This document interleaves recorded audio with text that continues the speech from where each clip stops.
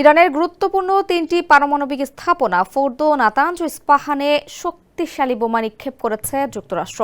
বোমার পর তাৎক্ষণিক বক্তব্যে ট্রাম্প বলেছেন, ফোর্দো শেষ। বাকি দুটির অবস্থা অবশ্য এখনও জানানো হয়নি। তবে ইরান বলছে, ফোর্দো থেকে গুরুত্বপূর্ণ পারমাণবিক সরঞ্জাম ও উপকরণ আগেই সরিয়ে নেওয়া হয়েছিল, আর এমন কোনো ক্ষতি হয়নি যে সেটি সারানো সম্ভব নয়। ইরানের পার্লামেন্টের স্পিকার মোহাম্মদ বাঘের গালিবাফের উপদেষ্টা মাহদি মোহাম্মদী বলেছেন, ইরান ফোর্দোতে মার্কিন হামলার আশঙ্কা করছিল, এ কারণে তারা আগেই গুরুত্বপূর্ণ উপকরণ সরিয়ে নিয়েছে। মাহদি মোহাম্মদী সামাজিক যোগাযোগ মাধ্যমে পোস্ট করে জানিয়েছেন, ফোর্দো অনেক আগেই খালি করা হয়েছিল এবং হামলায় কোনো অপূরণীয় ক্ষতি হয়নি। তিনি আরো বলেন, দুটি বিষয় নিশ্চিত। প্রথমত, জ্ঞানকে বোমা মেরে ধ্বংস করা যায় না, এবং দ্বিতীয়ত, জুয়ারি এবার হারবে।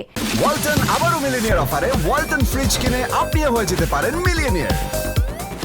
এর আগে গতকাল যুক্তরাষ্ট্র ভিত্তিক প্রতিরক্ষা think tank institute for the study of war ISW এবং ক্রিটিক্যাল থ্রেটস প্রজেক্ট CTP সংঘাতের সর্বশেষ যৌথ মূল্যায়নে বলেছিল, ইসলামিক রেভলিউশনারি গার্ড কর্পস IRGCর একজন সিনিয়র কমান্ডার বলেছেন, পারমাণবিক উপকরণ ধ্বংসের হাত থেকে রক্ষা করতে সুরক্ষিত স্থানে সরিয়ে নেওয়া হয়েছে।